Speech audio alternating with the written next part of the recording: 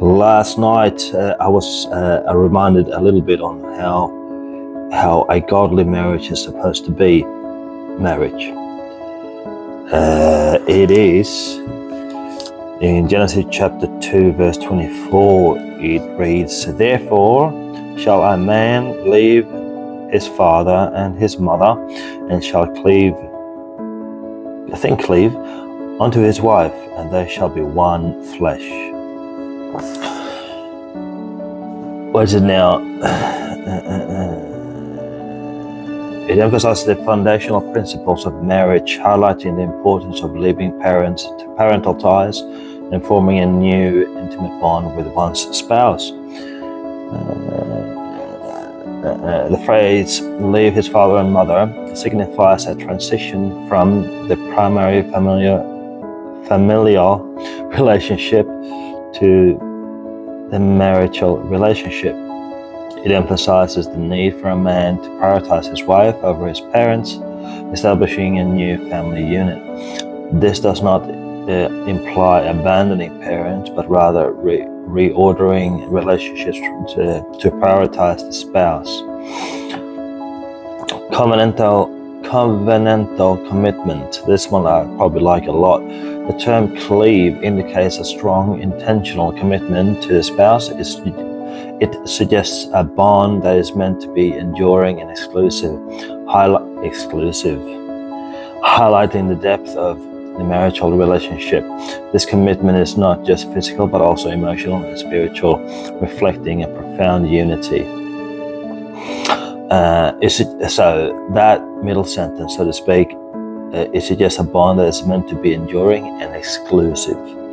Exclusive, I think, holds more weight than one might think. Exclusive meaning nothing of in today's world that seems normal, I suppose. What I'm thinking of now is how some people, far from all, but some people are open to open relationships in a marriage. They are a lot of people show off their skin on social media, for example. It's not quite exclusive, is it, to your spouse? I don't think so. Becoming one flesh. This is sort of additional to that. The phrase "they shall be one flesh" signifies a deep intimacy that encompasses all aspects of life, physical, emotional, and spiritual. This union is seen as sacred. The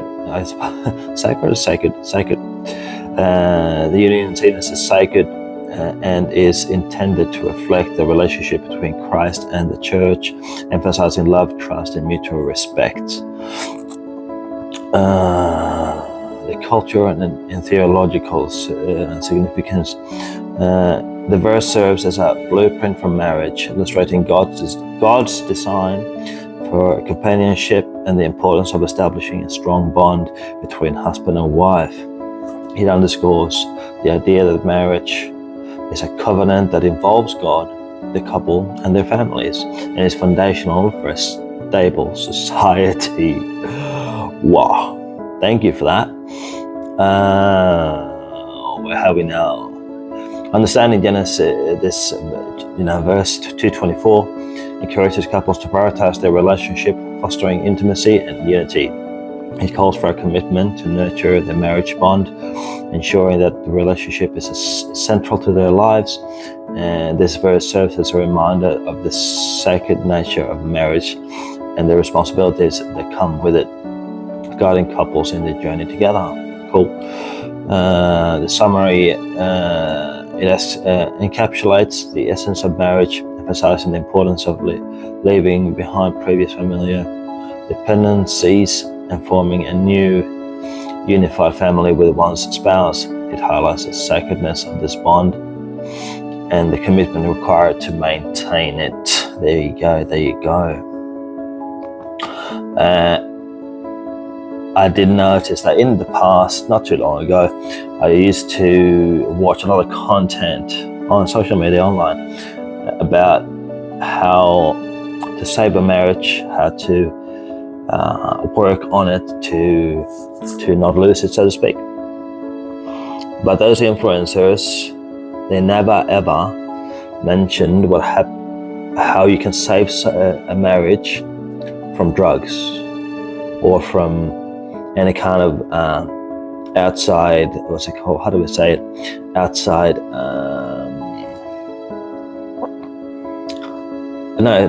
external, and what's the word I'm looking for here?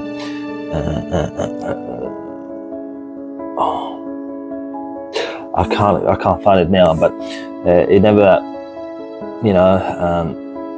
they never mention external sort of influences in terms of a bad way, what that drugs can do with a person. And it's a shame that there's not much information out there for it, at least not that is sort of free in a way.